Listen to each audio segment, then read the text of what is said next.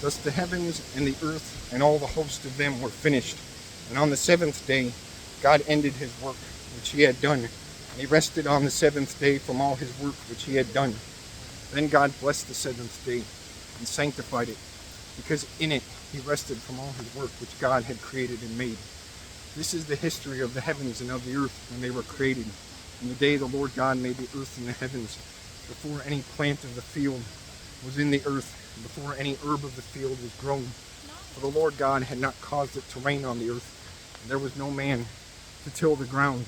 But a mist went up from the earth, and watered the whole face of the ground. And the Lord God formed man of the dust of the ground, and breathed into his nostrils the breath of life, and man became a living being. The Lord God planted a garden eastward in Eden, and there he put a man whom he had formed. And of the ground the Lord God made every tree grow that is pleasant to the sight of, and good for food. The tree of life was also in the midst of the garden, and the tree of the knowledge of good and evil.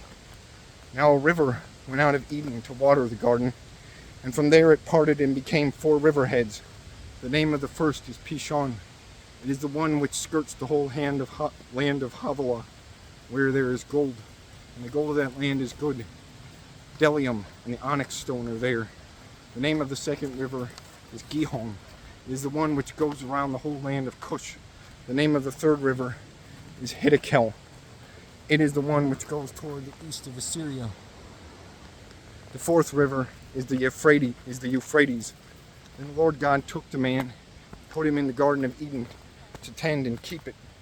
And the Lord God commanded the man, saying, of every tree of the garden you may freely eat, but of the tree of the knowledge of good and evil you shall not eat of it. For in the day that you eat of it, you shall surely die. And the Lord God said, it is not good that man should be alone. I will make him a helper comparable to him. Out of the ground the Lord God formed every beast of the field and every bird of the air, and brought them to Adam to see what he would call them. And whatever Adam called every living creature, that was its name. So Adam gave names to all cattle, to the birds of the air, and to every beast of the field. But for Adam there was not found a helper comparable to him. And the Lord God caused a deep sleep to fall on Adam, and he slept. And took one of his ribs and closed up the flesh of its place. Then the rib which the Lord God had taken from the man, he made into a woman and brought her to the man. And Adam said, this is now bone of my bones and flesh of my flesh.